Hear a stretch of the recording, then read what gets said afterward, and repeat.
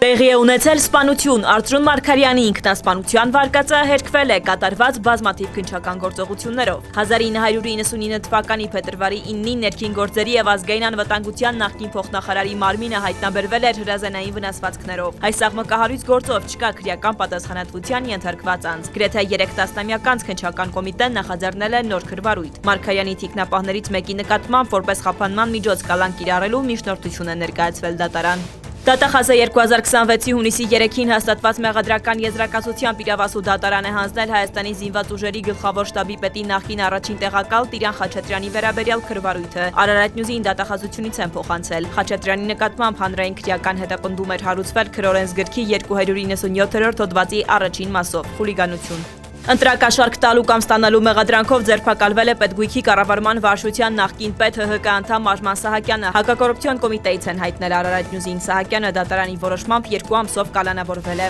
Հանրապետություն կուսակցության անդամները պատրաստվում են դիմել կենտրոնական ընտրական հանձնաժողով ուժեղ Հայաստան կուսակցությունների դաշինքի ընտրական ցուցակի գրանցումը ուժը կորցրած ճանաչելու համար։ Այս պահին իրավաբանական թիմը աշխատում է համապատասխան փաստաթղթի վրա, որպեսզի այն փոխանցի ԿԸՀ-ին, մանրամասնել են կուսակցության անդամները։